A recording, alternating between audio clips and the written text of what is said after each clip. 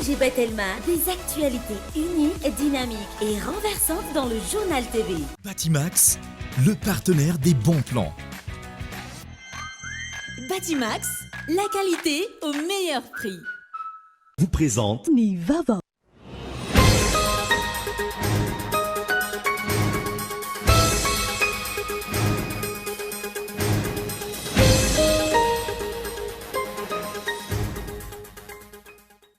Nanapa-kevitra ny ampihena ka tsy ianao fa tsy ireo asa tsy maintsy atao sy tsy azo ialana na ny service minimum ny ao amin'ny QMM taolaniaro. Antony izany ny fisian'ny sakan-dalana ataondreo andian'olona avy amin'ny fokotamin'ny misa telo izay fantatra ankehitriny fa misy olom-boafidy sy olom-boatendry ao ambadiky.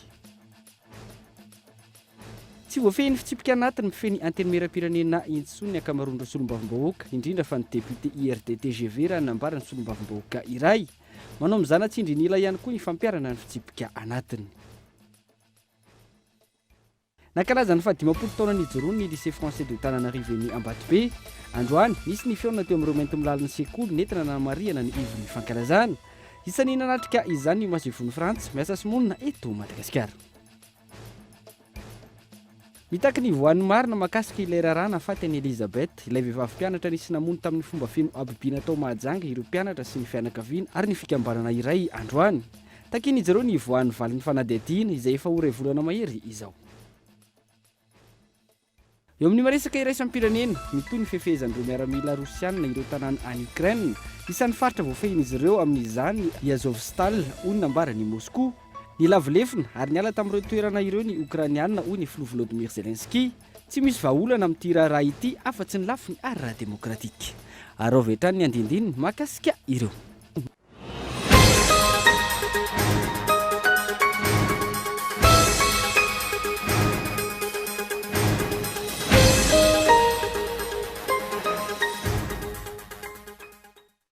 Manatitra ny araba tomboko lasy tomboko vavy tonga soa indray atao anaty fotoana ny fampahalalam-baovao amin'ny fiteny malagasy eto amin'ny fitalavitra kolo amin'ity ala ity. Asaiko ampanajana ihany koa ianao tsy saraka aminay hatramin'ny farany. Isan'ny tarantsika izany matoa andatsoratra ny sampana fampahalalam-baovao an'ity herinandro ity. Nanapa-kevitra ny ampihena ny asa ka tsy ianao afa-tsy ireo tsy maintsy atao sy tsy azo ialana na ny service minimum. Ao amin'ny QMM taolaniaro ny orinasa Rio Tinto anton'izany ny fisian'ny sakan-dalana nataon'ny andian'olona avy amin'ny fokotany miisa telo izay fantatra amin'izao fotoana fa misy olom-boafidy sy olom-boatendry ao ambadika gay eto Andrianatsilavo. Nanaitra ary nanitona ny sainy be sy ny maro ny fahitana ny fanapahan-kevitry ny orinasa QMM ao taolaniaro nilaza fa anao service minimum noho izy ireo tsy mahatsiaro miasa am-pilaminana. Antony io fanapahan-kevitra noraisiny io ny fanakanan-dalana ataon'ireo andian'olona avy ao an-drakaraka, am-pasinapo ary amandromodromotra. Antony mahatonga azy ireo manakan-dalana ny fitakina ny solo-kasasaran'izy ireo noho ny tany sy ny ala fivelomana tafiditra ao anatin'ny toerana fitrandrahana ka tsy nahafahan'izy ireo nanohy izany intsony. Eo ihany koa ny fitakina noho ny tsy fivoahan'ny marina amin'ny fandotonan'ny rano anjonon'izy ireo ao an-drakaraka. Nalefa taty Antananarivo ny fitilinan'ny rano, saingy tsy hita ny valiny hatramin'izao. Nafana ny toetra rano alakamisy lasa teo, izay nahitana fifandonana teo amin'ny mpitany filaminana sy ireo andian'olona ireo. Vokatr'izay, olon-tsotra 12 sy mpitany filaminana 4 no naratra. Mpitany filaminana miisa 30 no voasambotra ny mpanao fihetsiketsehana ka notazomin'izy ireo, izay efa navotsitra taorian'ny fampiresahana omaly. Raha ny fanadihadiana natao sy ny loharanom-baovao azo, efa tany amin'ny volana Aprily no nanomboka nafana ny toetra rà tao taolaniaro. Ny 27 ny volana Aprily, miisa 700 ireo mpiasan'ny QMM tsy maintsy nalainy ny mpitany filaminana vao afaka noho ny sakan-dalana nataon'ireo mpitokona. Ny ampitson'io, izany hoe ny 20 Aprily, nampikatso ny famatsiana herinaratra tao taolaniaro ny orinasa QMM noho ny tsy fampin'ny mpiasa afaka mampiodina ny orinasa vokatry ny sakatsakana nataon'ireo andian'olona ireo. Taorian'izay, nisy ny fampiatsona ireo ao ambadiky ny fitokonana izay fantatra araka ny loharanom-baovao azo fa ny solombavam-bahoaka IRD Zafinandro Perla Bien-Aimé voafidy tao taolaniaro. Ity farany izay nampiarahana tamin'ireo tompona andraiki-panjakana sy olobe ao an-toerana ifampiresaka tamin'ireo mpitokona. Tamin'io farapara ny volana Aprily io, tapaka taorian'ny fampiresahana fa hitady vahaolana miaraka ka nesorina ny sakan-dalana. Tsy nilamina ny toetra rà ka niverina nanakan-dalana ireo andian'olona izay niteraka ny fifandonana sy ny fitazonana ankeriny ireo mpitany filaminana ny alakamisy lasa teo. Raha ny hita, tsy vao tamin'ity taona 2024 ity no nisy olom-boatendry sy olom-boafidy mampiasa andian'olona ikatsahana tombotsoa manokana manoloana io fitrandrahana ataony QMM maotaolagnyaro io. Efa fantatry ny rehetra ihany koa ankehitriny fa ny solombavambahoaka IRD Zafinandro Perla no ao ambadiky ny fitokonana. Ny mahagaga tsy misy fiapetra raisiny mpitondra fanjakana manoloan'izany. Tranga izay mahatonga ny mpanara-baovao ilaza fa misy ny fanavakavahana amin'ny fampiarana ny lalàna eto Madagasikara. Maro ireo mametra-panontaniana ka milaza hoe rehefa karazan'olona manao ahoana no afaka mitarika olona anakan-dalana ka tsy misy fiapetra raisiny mpitondra. Voizina ombenambena nefa fa tany-tandalàna i Madagasikara. Tsy tokony ho adino fa ny tranga tahaka izao no mahatonga ireo mpampiasa vola vahiny tsy sahampiasa ny volany eto amintsika. Fanampiny, raha toka misitaka ny orinasa vaventy tahaka ireny, avita amoronasa vetivety ho an'ny olona amanaliny ve ny mpitondra fanjakana? Fa tsy voafeny fitsipika anatiny mifeny anteny miram-pirenena intsony ny ankamaroany ny solombavambahoaka indrindra fa ny député IRD TGV raha ny nambarany solombavambahoaka iray Androany manao mizana tsinjina ila ihany koa ny fampiana ny fitsipika anatiny tsikatra ihany koa fa tsy ampy ampahefany amin'ny isan'ny solombavambahoaka no tonga manatrika ny fotoam-pivoriana amin'izao fotoan'izao. Henri Florian. Efa mananika ny 20 andro izay ny fotoam-pivoriana ireo solombavambahoaka Intsimbazaza. Fotoam-pivoriana izay mampiatra ny voalaza ny lalam-panorenana ao amin'ny 17 izay manambara sy mamaritra fa mivory ara-potoana indroa isan-taona mandritra ny 80 andro ny anteny miram-pirenena.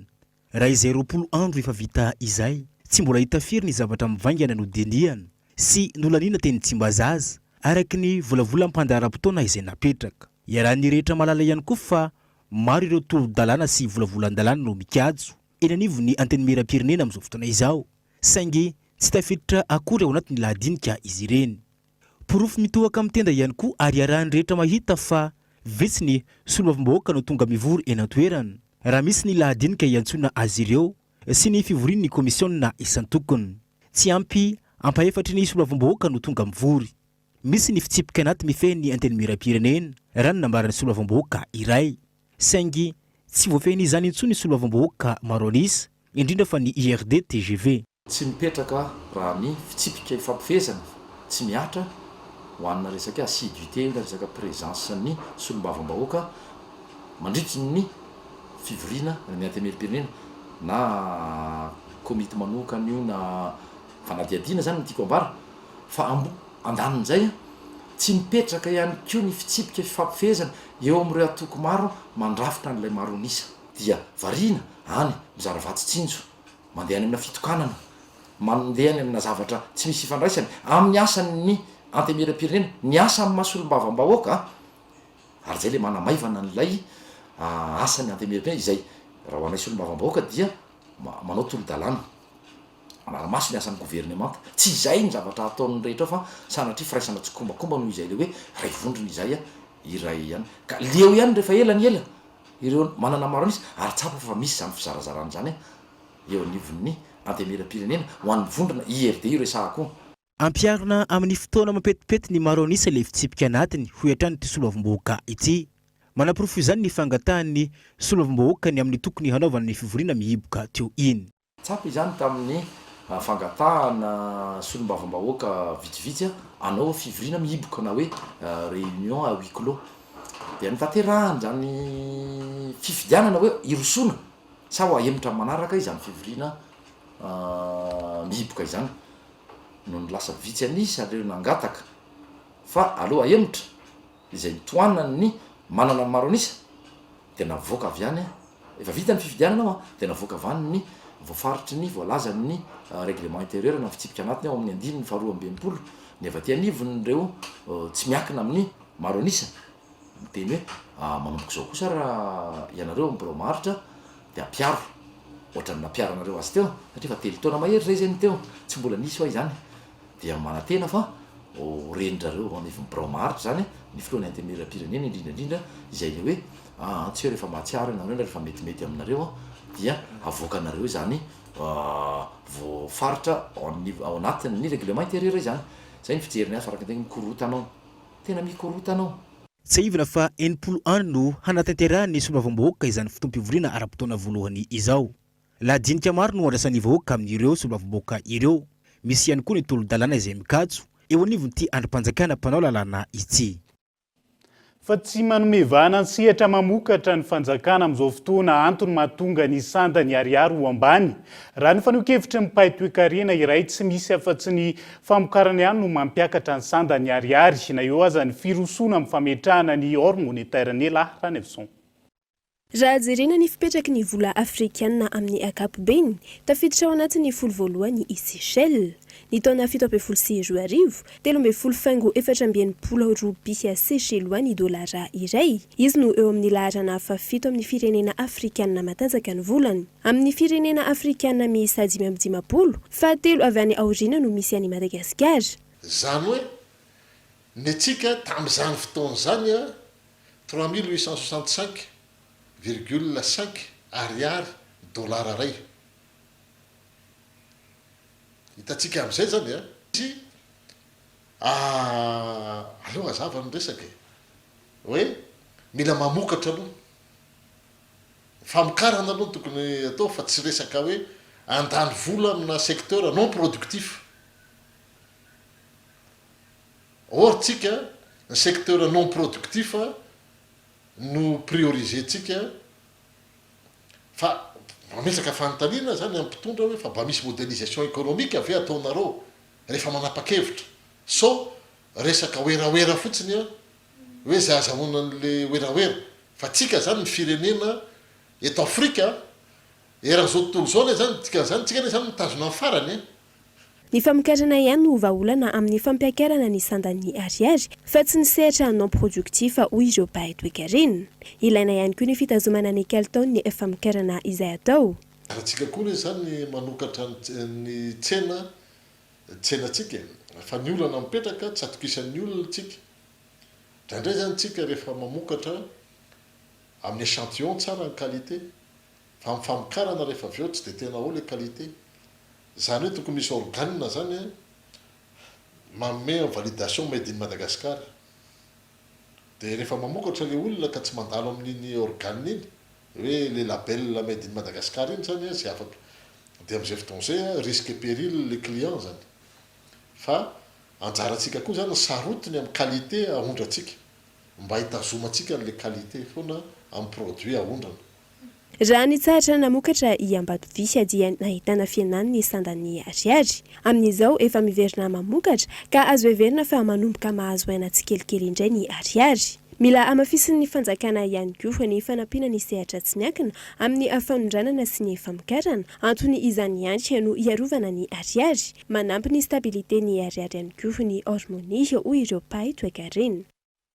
Foto-dravitra samano no notokanan'ny filoha amin'ny pirenena Andry Rajoelina atao amin'ny distrikan'ny Osy faritra Iorombe Androany nandritra ny fitetezam-paritra nataony isan'izany ny EPP manara-penitra io centre 1 ny lalana vita rarivato ary ny birao ny fitotale avy amin'ny paritra amin'ny ministeran'ny mponina ny fiahiana ara-tsosialy ary ny fampiroboroboana ny vehivavy ao Iorombe.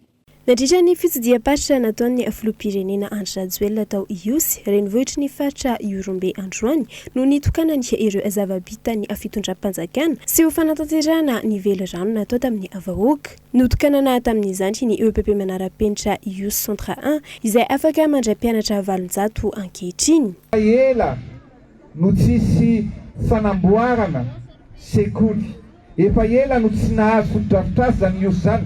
Ankehitriny raha adiny foana io hatramin'izay tsy adinitsika itsony satria ao am-potsika tiatsika ary aboaritsika ary amparitsintsika ny vahoaka ny Osy plateau-vavy. Teneny madame ministre teo dia maro tokoa ny foto-drafitr'asa sekoly zay napetratsika manerana ny Madagasikara. Nataonay sy madame ministre mikajikajy hoe firy ny EPP vitatsika madame ministre dia nolazainy anahy dia nataonay mikajikajy hoe raha itokana EPP na sekoly manara-penitra iray isan-kerinandro dia mandritra ny 3 efa taona zany itokana EPP fotsiny. Ntsika an'izany betsaka ny asa vitatsika dia ny tena madame ministre hoe tonga dia sokafo ny EPP, sokafo ny lycée, sokafo ny CEG fa tsy hoaraka itsony nitokana an'izany fa dia tsara tsodrano satria izay ny lobam-petratsika ho an'ny taranaka paramandry. Aorian'ny EPP notokanana ihany koa ny birao ny fitale avamparitra ny ministeran'ny mponina sy ny fiahiana ara-sosialy ary ny fampiroboroboana ny vehivavy ao Iosy ary ny lalana vita rarivato mamakivaky ny lycée Saint-Pierre Chanel Iosy. Nambarany gouvernoura ny faritra Ioromby fa famatsim-bola azo ny Desambra 2024 no nanaovana izao lalana rarivato izao ka notokanana. Androany ihany koa no notokanana ny ivitoerana fikotrehan'ny orinasa eo amin'ny sehatry ny kolontsaina sy ny indostria mpamoronana ao io sy faritra Ioromby. Fa nankalaza ny fahadimampolo taona nijoroany lycée français de Tananarivo eny Ambatobe androany. Nisy ny fionana teo amin'ireo mainto milalan'ny sekoly nentina nanamariana ny ivon'ny fankalazana. Isany nanatrika izany ny mazovoan'ny Frantsa miasa sy monina eto Madagasikara. 27 feno 20 taona katroka amin'ity taona ity ny lycée français de Tananarivo. Nanamariana izany androany ny fionana teo amin'ireo mainto milala sy ireo nampianatra sy ny andraikitra teto amin'ity sekoly ity hatramin'izay ary ireo mbola amperinasa ankehitriny notrony ny solotenan'ny mpianatra. Nanome voninahitra ny fotoana ny masovon'ny Frantsa miasa sy monina eto Madagasikara. Fotoana izay notanterahana teny Ambatobe. Tsy ivona ny 17 Novambra 2017 no nisokatra ny fianarana ary teny Ambatoroka no nisy azy tamin'izany. Ny taona 2017 izay mametraka ity sekoly ity ho lycée français voalohany teto Afrika. Donc plus de 300 personnes sont venues. Olona mahery ny 300 no tonga androany nanatrika ny fahadimampolo taona ny lycée français. Sekoly izay nanomboka tany Ambatoroka, toerana izay manana ny mampiavaka azy ary izao miroboroboka mifindra ety amin'ny toerana hitanareo izao ety Ambatobe. Foto-drafitra sady tsara sy mendrika no hasitrahan'ireo mpianatra ety ary tombony ho anay ny fahazahoana tontolo iainana mifanaraka amin'ny afilan'ny sekoly. Tany Ampiandohano, 200 no isan'ny mpianatra ary latsaky ny 70 ireo mpampianatra sy mpandraratra tamin'izany. Ny tombo hatrany nefa ny isan'ny mpianatra ka natonga ny fitadiavana toerana lehibe mifanaraka amin'izany ary natonga ny lycée tety Ambatobe. Ity toerana ity izay ahitana mpianatra mahery ny 590 amin'izao fotoana izao ary lycée français miaraka amin'ireo sekoly primaire miisa 4 dia mitotaly 792 ankehitriny ny isan'ireo mpianatra. On compte 2670 élèves. Misandraka amin'ny lafivaliny sy amin'ny firenena maro ankehitriny ireo nandrato fahalalana teto amin'ity sekoly ity tao anatin'izay 10 taona izay. Misy ireo lasa tompona ndraiky mpanjakana, ao ireo misehatra amin'ny lafin-javatra maro samihafa, mifanohana sy mifanampy izy ireo ho tompontsony maro anisa. Androany izay fotoana ny aonana indray ho azy ireo. J'ai été frappé par l'attachement des Nahatonay androany ny fahitana ny fifandraisana sy ny firaisakinan'ireo rehetra nandalo teto amin'ity sekoly ity. Ny fifampizarana ireo fahatserovana ny ainana tato amin'ny sekoly sy ny fionana tamin'ireo namana sy mpiara-mianatra ary ireo nanabe tamin'izany fotoana. Ny fanomezana fampianarana sy fanabeazana manana ny kalitaony no antom-pisiny ny sekoly frantsay ivelan'ny la Frantsa tahaka izao, manaraka ny fandaharam-pampianaran'ny frantsay ary mampifanaraka izany amin'ny firenena misy ny sekoly toy ny eto Madagasikara izay teratany malagasy ny maro anisa amin'ireo mandrato fahalalana. Eo ihany koa nefa ireo frantsay sy ireo avy amin'ny firenena maro. Ny maraina teo, nisy ny fanokanana ny Institut Régional de Formation, anarahana ny fanavaozana ny fampianarana tahaka ny misy any Frantsa ankehitriny sy ampitombona hatrany ny fahaiza-manao ny ireo mpampianatra. pour améliorer, renforcer la formation des enseignants. Tsy ivona ny taona 27 rehefa nitombo ny isan'ny mpianatra nifindra teny Ambatobe izay misy azy ankehitriny ny lycée français de Tananarivo. Amin'izao 10 taonany izao, isan'ny zava-baovao raha nambaran'ny tompon'andraikitry ny sekoly ny fisokafan'ny BTS, gestion des petites et moyennes entreprises, natao indrindra ho an'ireo izay te azo fahalalana sy mari-pahaizana ilain'ny sehatry ny asa nefa tsy mila mankany ivelany. Anisan'ny asa sahan'ny ravinala airport ny fikojakojana ny fitaovana sy ny foto-drafitrasa ao amin'ny seranam-piaramanidina Nozobe sy Antananarivo arao anatin'ity horonan-tsary manaraka ity ny fanazavana fanampiny momba izay.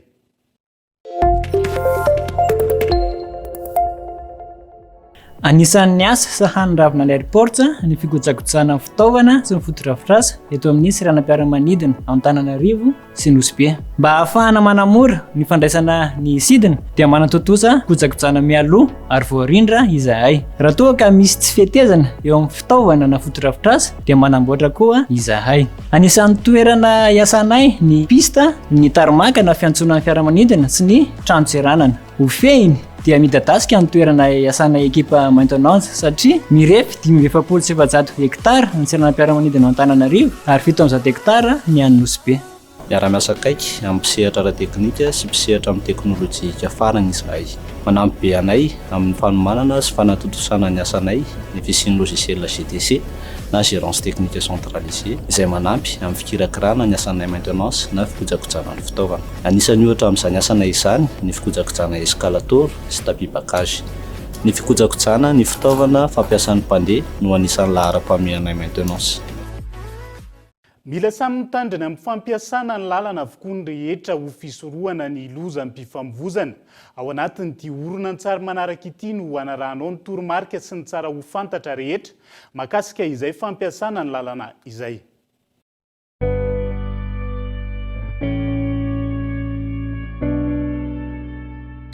Tokony andraikitra amin'ny filaminana eny an-dalambe daholo ny olona rehetra.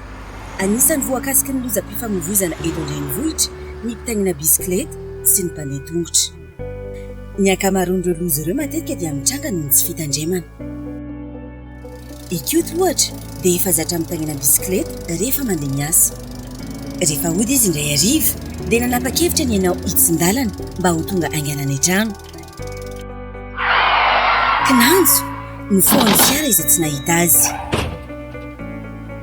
Noho ny tsy fanajana ny lalàna ny fifamoivoizana sy ny fitondrana bisikileta tsy misy jiro na dia katajiopra aza dia efa 3 herinandro izao no tsy nahatsiaro tena eny amin'ny hopitaly ikoto. Inory indray dia zaza vavy tanora mpandihy manana no aviny. Mihaino mozika mafy sy milalao telefônina foana izy eny amin'ny arabe rehefa mandeha tongotra monjy ny toeram-pianarana. Variana tamin'izany izy dia tonga dia nipita ka amika loza no miafarana. Na amin'ny bisikileta na atongotra aoka isika hitandrina sy ho mailo ary anaja ny toerana natokana ho an'ny fivezivezena. Ry mpitondra bisikileta amin'ny lalana voatokana ho anareo ihany mandeha raha eny amin'ny faritra misy izany toy ny eny amin'ny rokady arivo. Ataovy azy antoka fa misy jiro mandeha sy katajiopra amin'ny bisikletanao mba hitan'ny hafanao. Ampahafantariny ny mpampiasa lalana hafa amin'ny alalan'ny fihetsika amin'ny tananao rehefa hivily na hisongona. Isika mpandeha tongotra kosa arak'izay azo atao mandehana amin'ny sisin-dalana. Aoka ho eny amin'ny faritra voatokana ho amin'izany ihany no miampita. Jereo tsara ny havia sy havanana alohan'ny hampitana. Fa ny ankizy sy ny mpianatra dia anisan'ireo hiaram-boiny. Ry ray aman-dreny raisony andraikitrareo. Ampianaro ary averimbereno amin'ny zaza ireo fitondran-tena mila arahina rehefa eny amin'ny arabe. Aleo tsy avela mandeha irery izy ireny raha mbola azo atao, indrindra fa ny zaza madinika. Samy isika tokony andraikitra mba ananana lalana azo antoka kokoa.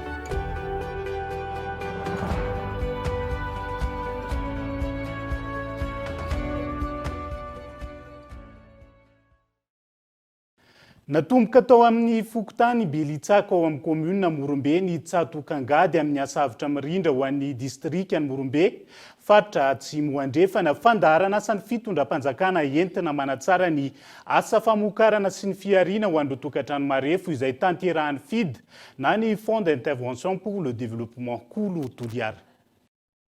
Ankohonana mahery ny efatsarivo ao amin'ny distrikany Morombe no misitraka tohana amin'ny alalany ny fandaharan'asa asa avotra mirindra fandaharan'asa ny fitondram-panjakana amin'ny alalany ministeran'ny mponina sy ny fiahiana ara-tsosialy ary ny fampiroboroboana ny vehivavy izay tanterahan'ny FID. Ho an'ny kominina Morombe manokana raika amin'ny 370 ireo ankohonana isitraka izany fiahiana izany ho fanatsarana ny fiainan'izy ireo fampiroboroboana ny toe-kareny ary ho fisorohana ny herisetra mifototra amin'ny mahalahy sy mahavavy. Fantatra ireo nandritra ny fanokafana tamin'ny fomba ofisialy ny tsatokangady amin'ny asa avotra mirindra ho an'ny distrikany Morombe. Fokotany Belitsaka no nanatanterahana ny tsatokangady tia sy fandraisana tamin'ny karama voalohany 20 andro ho an'ilay tetikasa. Ny tanjona ny tetikasa dia mazava ho azy mahafiahina ara-sosialy azy zay dia ny isandratan'ny olona, ny voaran'ny olona, ny izoroan'le olona amin'ny maha olona azy sy amin'ny maha olom-pirenena feno azy. Raha vita zany tanteraka araka ny tokony ho izy mandritra an'izay 3 taona zay ny tetikasa asa avotra mirindra dia olona afaka nijoro mihoatra tamin'le toerana nisy azy a zany hoe niala tao amin'ny farefony izy a fa mba miditra amin'ny fizoroana manomboka mizaka tena ary mandray anjara amin'ny fiainam-pirenena rehetrarehetra. Velom-panantenana ireo mpahazo tombotsoa ary vonina hikatsaka ny velon-tena maharitra tsy ho vesatra eo anivon'ny fiarahamonina. Ny azonay nandroany zao sivy alina eo zao raha fa azoko dia hanaramako zaza hampiasako vala io tany-tsakako. Lafa tsakako no fa mandeha mahatsiaro sambatra aho satria hila client hividy azy. Amin'ny fidy fagnampia zany raha io ampiasany tabikanay magnetsy amin'izay zegny manantany manao kibarova raha manaka anay tsy mana ndrala igny atao iny koa moa ndrala fa tegna manaka an'izao tsy misy mpiantoka io hanin-tegna ila magnano tegna navantegna varibatsy lata fa magnano drala azonay anany io sivialy atao ino voakaloko hoanina anakireo ampianarako androzy soa mba ho hiakatsy rozy fa anakireo iaby io mianatra avao ny raiky tsy tafitako T5 anany zao tsy nandenana amin'ny CP agny zao tsy manaraha hanaovako kopinao zay ny janonana. Haharitra 3 taona ny tetikasa asa avitra mirindra ka isan'ny nomena sehatra manokana anatin'izany ny vehivavy sy ireo izay tsy afaka miasa noho ny fahanterana sy manana fahasembanana. Olo manakaja maro no tonga nanome voninahitra ny lanonana izay ahitana ny avy amin'ny fidy foibe sy ireo tompon'andraikitra ara-panjakana atao anatin'ny distrikany Morombe. Isendrokely ao anatin'ny dokam-barotra fosiko zao rehefa avy eo indray ny fotoana mandrapitafa vetivety ary.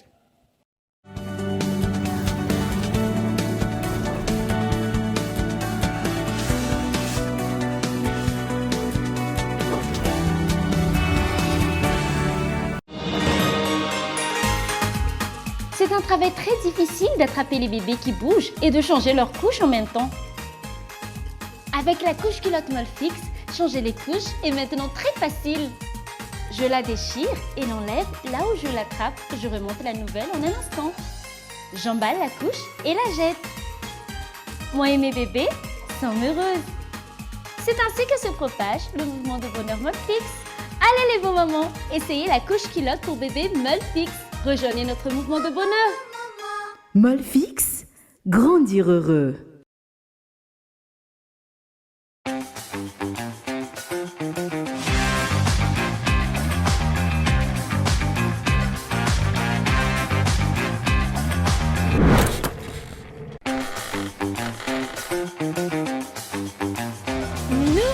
Découvrez l'univers du très haut débit avec la fibre Family by Telma. La fibre à prix léger chez vous à seulement 149 000 arrières par mois, jusqu'à 300 gigas de data inclus. Études, travail, divertissement en toute sérénité. Testez votre éligibilité en Telma Shop et abonnez-vous.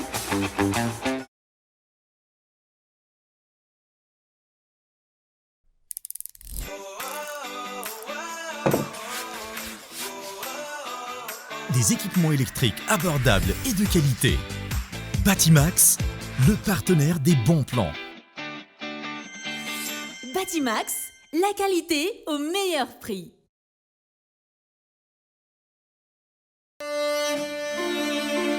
Maneho ny maha izy antsika ny herim-potsika sy ny finiavantsika androso tsotra nefa tsara miavaka amin'ny rehetra mahatoky tena ary mahay mifandray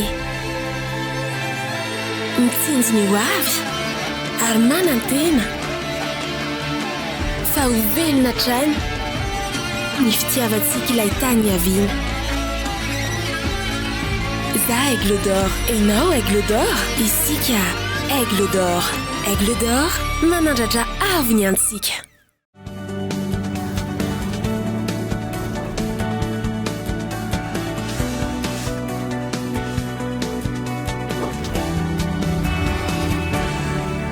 tonga soa indray ato anatin'ny tapany faharoa amin'ny fampahalalam-baovao amin'ity ala ity isantarantsika izany.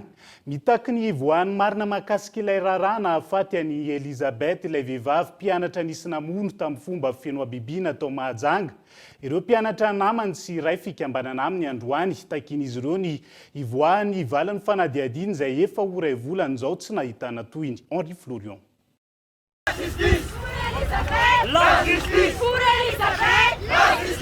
La justice pour Elisabeth. Io no tabataba sy horakoraka nandritra ny diabe izay nataon'ireo mpianatra sy ny fikambanan'ny mpianatra ireo fiaviana amin'ny rasonirina Elisabeth. Ilay vehivavy nisy namono tamin'ny fomba feno abibiana tao Mahajanga tamin'ny volana aprily lasa teo. Iray volana atsiaoriny sy mbola hita ny marina ho ny anadahany sy ireo mpianatra ireto ka antony nanaovan'izy ireo ny fihetsiketsehana izay mitaky ny marina momba ireo navandoza izay namono any Elisabeth. Izay moa zany fianakaviagna ny laosagna sy ireo mpianatra hitanareo maro be magnatrika reo zany moa tena marary mihitsy manoloana le situation satria efa hela moa zany ny taregnana efa hela ny alany faty tetia Mazenga nandeha tany maro antsetra hatry zao zany hagnontaniagna mihitsy zany ohatra za tomponegna sy olontegna ny fianakaviagna tsy mahita itenenana mihitsy manoloana le situation aty fa reo tompony andraikitra le mpanao enquête sy ny tariny agny zany de mbola miteny hoe andalam-pikaroana fotsiny de eto zany lasa mitebiteby zany zahay mpianatra zay sy olontegna andray aman-dreny avy tany maro antsetra magnoloana le situation. Akanjo mainty sy filanjana solomaventy no fihetsika nataon'ireo mpianatra ireto tamin'ny ity maraina ny asabotsy ity ho fanarina ireo tompon'andraikitra ao Mahajanga makasika ny raharaha. Tsy hita hatram'izao ny marina mitebiteby ny fo tsy hoe inona ny atao manontany zay amin'ny polisy hoe mbola manao zany hoe zany mbola andalam-pikaroana fotsiny oro zareo tsy midika akory zany fa hoe miteny hoe tsy manao ny asany polisy tsy midika zany fa sao de mba mety accélérena fotsiny zany le zavatra ary tena miangavy de miangavy mba aradrariny zany ny zavatra ataondreo ao tena miangavy de miangavy fa zahay zany tena mitaky ny rariny mitaky ny marina. Iray volana izay no nisy namono tamin'ny fomba feno abibiana i Elisabeth ary narina tamin'ny fanariam-pako ny razana hatramin'izao milaza ny police judiciaire ao Mahajanga fa tsy mbola misy ny vaovao azo ambara. Ao anatin'izay herisetra sy ny manodidina azy izay hatrany dia efa manomboka mitoroka ny eny anivon'ny fiarahamonina ankehitriny raha misy tranga fanararaotana mamoha fady hono teo anivon'ny ekipaty France Madagasikara androany izay nanohy ny fanitanana ny mponina tamin'ity androany ity. Amin'ny fampisitrahana ny ankizany zony ho lavitry ny fanararaotana mamoha fady no tanjona ka mila ny fandraisana andraikitra avy amin'ny isam-batan'olona Gaeton Andriatsilavo. Niakatra ny tany fanararaotana mamoha fady ara-pananana teto amintsika nandritra ireny fiboana ireny hoy ny ao anivon'ny ekipaty France Madagasikara izay fatsiny AFD sy ny vondrona Europeanina vola. Ny zava-dehibe izay mahafinaritra dia efa mahasamitoroka ny olona amin'izao fotoana izao raha vao mahita trangana fanararaotana mamoha fady izay mbola entaniko etoana etsy ihany hoe raha ohatra tsika mahita trangana fanararaotana mamoha fady atao amin'ny ankizy dia manatonany manam-pahefana zany satria tsy avelantsika andeha fotsiny amin'izao reny olona mpanararaotra ireny. Araka izany tokony hotohizana hatrany ny fanentanana ny mponina sy ny fampahafantarana ny zony. Androany teto amin'ny kianja tsaramasahy akoron-drano no nisy azy ireo ny fampisitrahana ny ankizy ny zony ho lavitry ny fanararaotana mamoha fady no tandony. Raha mitaha amin'ny taona rehetra ny fandimby efa manomboka samitoroka ny mponina raha misy ny tranga herisetra eny anivon'ny fiarahamonina. Karazany maro moa le fanararaotana, misy le fanararaotana ara-pananana, fanararaotana ara-nofo, misy fanararaotana resaka violence psychologique, de violence sexuelle, de violence physique, de violence sexuelle zany aloha ny tena hoe CR-ny ekipaty de tao anatiny indray de hitanay hoe ny fanararaotana mamoha fady atao amin'ny ankizy amin'ny alalan'ny internet niakatra kely tao ao zay kanefa zany zay kosa moa zany amin'izao fotoana zao efa misy any ezaka atao izay vao mbola antsika mpiarahamonina rehetrarehetra na ny mpanao gazety arany zany amin'ny fanentanana ny olona amin'izay fitoroana zay dia ny manam-pahefana koa mba handray andraikitra manoloana ny trangana fanararaotana. Na eo aza ny fanatotoloana sy ny fivoaran'ny teknôlôjia tokony hanary ny maha malagasy na ny zanaka na ny ray aman-dreny. Tokony hipetraka mandrakariva ny mampanabe ny zokiolona, apitany fahendrena amin'ireo ankizy sy tanora. Mila ezaka goavana isika eto Madagasikara raha ny erisetra no resahana. Fa maro tsy voatanisa ny gaboraraka sy fanararaota-pahefana misy any amin'ny faritra loatra mangoro amin'izao fotoana izao. Hoy ny fikambanana heritambatra araka ny fanambarana izay nataon'izy ireo tamin'ity androany ity. Tsy ekena izany indrindra fa mahakasika ny goragora amin'ny sehatry ny fitrandrahana ka hanaovan'izy ireo antsoavo amin'ny tompony andraikitra isantsokajiny Henri Florion. Betsaka loatra ny tsirary ny mianjady amin'ny faritra aloatra mangoro iny ka nanambatra ny heriny amin'ny alalan'ny fikambanana heritambatra. Ny filohan'ny fikambanana maromaro hiaro ny faritra misy azy ireo. Lasa tantery afadrakotra ny arenan'ny faritra aloatra mangoro ka tsy azo ekena intsony raha ny fanambarana izay nataon'ny fikambanana ireto. Anisan'ny nasian'izy ireo tsindrim-peo manokana ny mahakasika ny fitrandrahana renan-kibony tany ao Amborovy. Heritambatra dia manao antsoavy ho an'ny président république Andry Nirina Rajoelina hijerekaiky io fitrandrahana ataony sinoa. Faharoa manarak'izay ministre ny minina hijerekaiky io fitrandrahana ataony sinoa io satria manala tsy mety satria ahoana moa tsy mampety azy manao tsinitsinina ny zanako ny faritra. Ao ihany koa zahay mitsy ny resaka tamin'ireo sinoa reo hoe ino efa nazo autorisation ve nareo anaovanareo hitrano io ato ay mbola tsy nahazo kanefa ankehitriny efa manangana trano be dehibe reo sinoa reo ao zay tompam-pamaran'izy ireo efa natsinjary tamboho manodidina an'ilay toerana tsy fantatra intsony satria tany amin'ny volana novambra izay nandeha tany farany. Tsy ara-dalàna ny fitrandrahana ao Amborovy ity raha ny fanazavana trany. Dia zareo moa ny teny hoe ny papianay ara-dalàna. Dia raha fa nijerena ho le papianjareo nijereo jere za président ny fikambanana mihitsy nijery le naka ny artsiva an'le papianjareo tany amin'ny commune jerena fa tsy ara-dalàna le satria ny zavatra fitrandrahana ataonjareo dia grand exploitant kanefa ny ao anatin'ny périmètre petit exploitant zany zao dia efa tsy ara-dalàna. Ny ao anatin'ny zarena anao fangatana ny périmètre io 2007 dia contrat valitaona donc zany 2015 tapitra ny contrat dia tsisy tsony dia gaga izahay 2018 ndray lasa navoazina 2018 zareo vao nanavola izy 2016 2017 nakaiza izay ka zahay tsy enaiky izay ninona ary ambaranay eto fa zahay tsy enaiky miaraka amin'io fokon'olona. Na dia mandeha amin'ny anaran'ny tenany manokana izay ireo tompokambana amin'ny bureau-ny fikambanana nanao fanambarana ireto dia saika avy amin'ny fikambanana politika ny ankamaroany toy ny Malagasy miara-miainga, ny Arema, ny Antoko Maitso, ny THT sy ny maro hafa. Fa manomboka androany ary tsy farana raha tsy ny asabotsy ho avy izao ny herinandro ny tily sy ny mpanazava manerana ny Madagasikara. Hetsika maro no ataon'ireo skoto mandritra izany herinandro izany. Loha hevitra no safidiana anatin'izay ny hoe herinandro ny mpanazava sy ny tily izany hoe vavolombelona sy fahazavana. Natomboka tamin'ny fotoam-pivavahana androany ny fankalazana ny herinandro ny tily sy ny mpanazava eto Madagasikara ary hifarana ny asabotsy ho avy izao. Maro ny hetsika izay atao mandritra izany herinandro izany raha ny fanazavana ireo mpikarakara. Herinandro ny mpanazava sy tily faritany Analamanga Atsimo dia manomboka an'io mandrapahatapitry ny amin'ny asabotsy 28 May ho avy izao. Maro ny hetsika eo tanterahana eo fa ny tena zava-dehibe indrindra ao anatin'izany hetsika izany dia fisehoana eo anivon'ny fiarahamonina fahavelomana amin'ny fikambanana ary ihany koa fijoroana vavolombelona ny amin'ny fahaveloman'ny mpanazava sy tily eto Madagasikara dia anisany mandray anjaran'izany isataona moa izay manao an'io hetsika io fa ny amin'ity mitambatra ny herinandro mpanazava sy tily. Isy ny fihaonan'ny mpanazava sy tily nasionaly amin'ny faran'ny hetsika izao izay amin'ny asabotsy ho avy izao. Ny herinandro mpanazava sy tily moa dia fampahafantarana ny fahaveloman'ny fikambanana dia maro ny hetsika izay tanterahana amin'izany. Araka ny tenenina namanay teo ny hetsika fijoroana eo amin'ny fiarahamonina dia misy ny hetsika didipoitra faobe izay karakarainay atao ny faritany Analamanga Atsimo amin'ny alakamisy fa 24 ny volana May. Dia nisy ampivondronana ihany koa manao hetsika isehoana eo amin'ny fiarahamonina fa velona ny fikambanana dia amin'ny alasabotsy 24 May no famaranana erahana amin'ny mpanazava sy tily nasionaly any amin'ny kianja Larobia. Lohahevitra no safidiana amin'izao herinandro ny mpanazava sy ny tily izao ny hoe vavolombelona sy fahazavana. dia izay koa no entintsika miampita amin'ny maresaka iraisan'ny pirenena amin'ny tony fifehezan'ireo miaramila rosianina ireo tanàna any Ukraine amin'izao fotoana.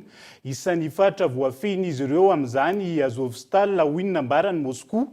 Lavolefina ary niala tamin'ireo toerana ireo nitafika Ukrainiana hoy ny filoha Volodymyr Zelensky. Tsy matohitra ireo tafika rosianina ireo miaramila sy sivily Ukrainiana. Tsy mitsahatra mihemitra izy ireo noho ny tsy fitovokery. Vokatra io, saika isan'andro mialehibe hatrany ny tanàna fehezin'ny rosianina. Isan'ny faritra azon'izy ireo tato anatin'ny 17 i Azovstal sy Asery.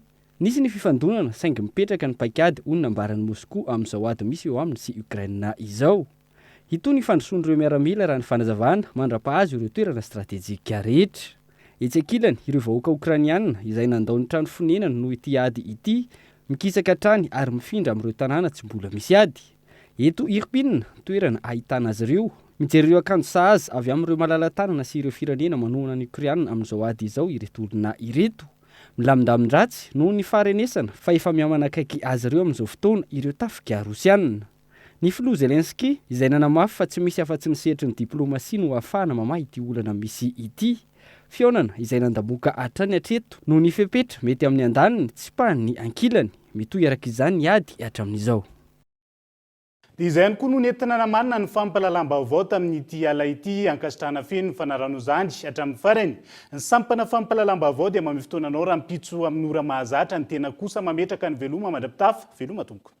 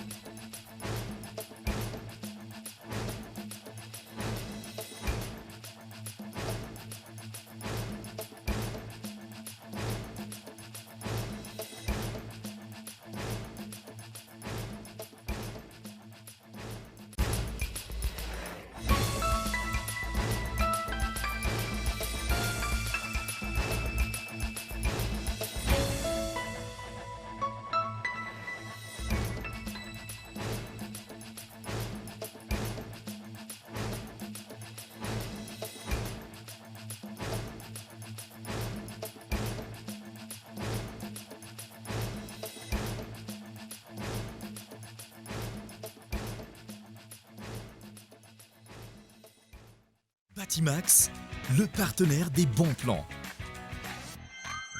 Batimax, la qualité au meilleur prix. Vous a présenté Vaovao. 5G Batelma, des actualités uniques, dynamiques et renversantes dans le journal TV.